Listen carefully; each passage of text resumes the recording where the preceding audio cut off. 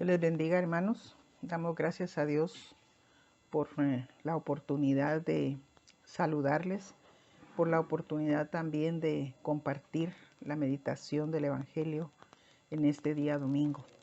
Corresponde el leer, según nuestro calendario litúrgico, el Evangelio según San Lucas, capítulo 4, versos 21 al 30. La palabra de Dios dice así: Y comenzó a decirles: hoy se ha cumplido esta escritura delante de vosotros. Y todos daban buen testimonio de él, y estaban maravillados de las palabras de gracia que salían de su boca, y decían: ¿no es este el hijo de José? Él les dijo: sin duda me diréis este refrán: médico, cúrate a ti mismo. De tantas cosas que hemos oído que se han hecho en Capernaum, haz también aquí en tu tierra. Y añadió: de cierto os digo que ningún profeta es acepto en su propia tierra. Y en verdad os digo que muchas viudas había en Israel en los días de Elías, cuando el cielo fue cerrado por 3 años y 6 meses, y hubo una gran hambre en toda la tierra. Pero a ninguna de ellas fue enviado Elías, sino a una mujer viuda en Sarepta de Sidón. Y muchos leprosos había en Israel en tiempo del profeta Eliseo, pero ninguno de ellos fue limpiado, sino Naamán el sirio. Al oír estas cosas, todos en la sinagoga se llenaron de ira, y levantándose le echaron fuera de la ciudad, y le llevaron hasta la cumbre del monte sobre el cual estaba edificada la ciudad de ellos, para despeñarle. Mas él pasó por en medio de ellos y se fue. Esta es palabra de Dios. Entonces vamos a meditar en este texto con el tema: Jesús es rechazado en Nazaret. Este texto es continuación del texto que meditamos la semana anterior. El primer versículo que leímos hoy es el último que leímos hace 8 días.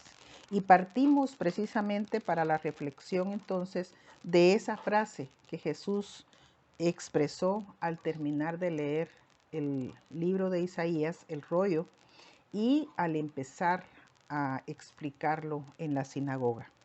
Hoy se ha cumplido esta escritura delante de vosotros. A partir de esa frase, entonces, vamos a observar la reacción de la gente que escuchó lo que Jesús expresó. Y la reacción es positiva. Se maravillaron de la enseñanza, de las palabras, de su presencia en esa sinagoga. Pero se preguntaban: ¿no es este el hijo de José? Y esa frase tan sencilla, tan natural, porque realmente él es el hijo de José, provocó la reacción de Jesús. Sin duda alguna, mis hermanos, la frase estaba diciéndose en un tono de menosprecio. Tal vez esa ya es especulación nuestra, ¿verdad? No lo dice la palabra. Y nosotros sabemos que las frases que expresamos pueden tener distintas implicaciones dependiendo el tono en que se diga. ¿No es este el hijo de José? Y él responde. Ahí Jesús observa lo que están comentando, escucha los comentarios y responde en 2 maneras. Primero, expresando: no hay profeta sin honra sino en su propia tierra. Él cae en cuenta de que realmente sus vecinos, sus paisanos, podríamos decir, están extrañados de que él exprese con tanta autoridad y sabiduría, siendo, como dicen, el hijo de José. Y ese es un dicho muy acertado, expresado por Jesús.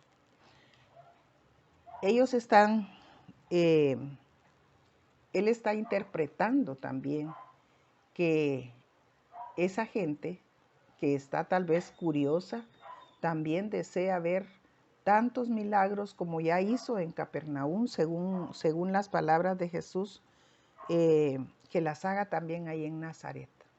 Es una reacción de la gente. Pero la frase que acaba de expresar el Señor Jesús, no hay profeta sin honra, sino en su propia tierra, o ningún profeta es acepto sino en su propia tierra. Esa frase es el inicio nada más de la respuesta de Jesús. Y yo quiero decir aquí, entre paréntesis, que Jesús, según nuestra doctrina, Jesús tenía en su ministerio terrenal los atributos de profeta, sacerdote y rey.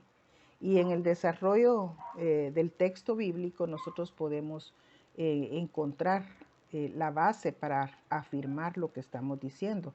Y en este caso entonces él mismo está asumiendo su carácter de profeta. Sin embargo, aquel pueblo judío tradicionalista, literalista, exclusivista en extremo, es golpeado por la continuación, podríamos decir así, de la respuesta de Jesús. Porque Jesús expresa, en primer lugar, cita o menciona a Elías y a Eliseo. Y este citar dice, en verdad os digo que muchas viudas había en Israel en aquel tiempo de Elías, cuando no llovió en la tierra por 3 años y medio. Muchas, pero a ninguna fue enviado Elías, sino a una viuda de Sarepta de Sidón. Y está diciendo a una viuda gentil, a una viuda extranjera, para el pueblo judío, ¿verdad? Está citando la realidad del Antiguo Testamento, pero que golpea ese sentimiento de exclusivismo que tenían los judíos. Y agrega, y en el tiempo de Eliseo muchos leprosos habían en Israel, pero Eliseo fue enviado a Naamán el sirio. Es decir, está mostrando cómo la manifestación de Dios en el Antiguo Testamento fue enfocada también a personas fuera del pueblo judío. Es difícil, mis hermanos, para nosotros con nuestra mente finita encajar la respuesta de Jesús en el comentario de la gente. Porque este texto de Lucas, la única frase que cita es, no es este el hijo de José. En otros textos de los otros relatos del Evangelio podemos encontrar, por ejemplo, no, ¿con qué autoridad dice estas cosas, verdad? Si es el hijo de José, ¿de dónde tiene esta sabiduría? Y esa es precisamente la implicación. Cómo una persona sencilla, hijo de un carpintero, tiene esa sabiduría que mostró, ¿verdad? Entonces ahora la respuesta de Jesús golpea, como les decía, ese sentimiento que el pueblo judío ha alimentado por siglos de considerarse el pueblo escogido y los únicos que son parte del pueblo de Dios son aquellos que vienen del linaje de Abraham, de Isaac y de Jacob. Luego entonces esto provoca una reacción violenta. Si al principio nosotros leemos que todos daban buen testimonio de él y estaban maravillados de las palabras de gracia que salían de su boca, vamos a encontrar que después de la respuesta de Jesús y después de mencionar a Elías y a Eliseo, fíjense que Elías era entre los profetas de Israel un profeta que aún cuando aparece Jesús, cuando aparece el Bautista, muchos piensan que es Elías. O sea, es un personaje que está presente en la mente del pueblo de Israel. Un personaje especial, un profeta especial. Y al oír estas cosas, dice la palabra de Dios, todos en la sinagoga se llenaron de ira.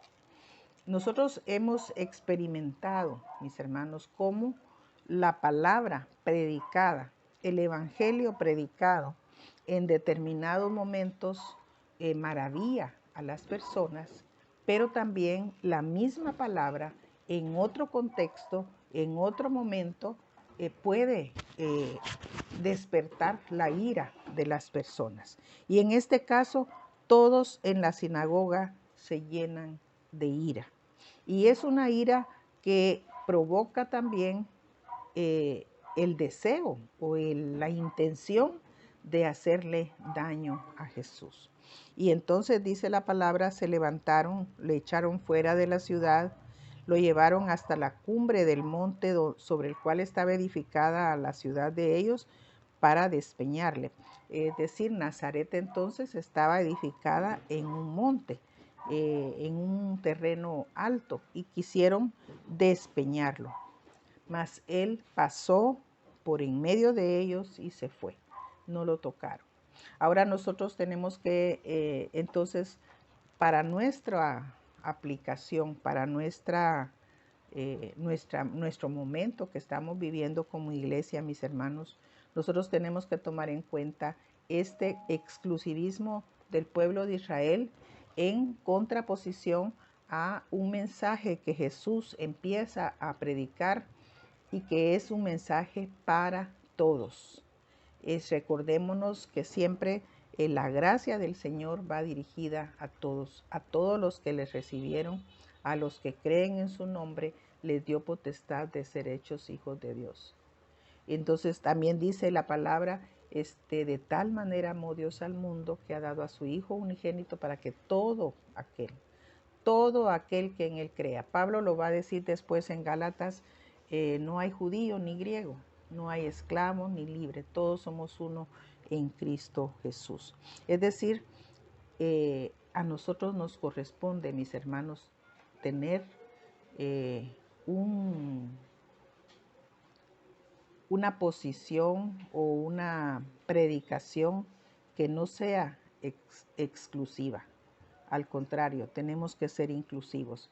Y aunque nosotros a veces nos escandalizamos del pueblo judío, que era exageradamente exclusivista, pero nosotros como cristianos muchas veces caemos en el error de también predicar un evangelio y creer que nosotros somos santos y ver a los no cristianos, a los que están fuera de la iglesia, con ojos como también de exclusivismo.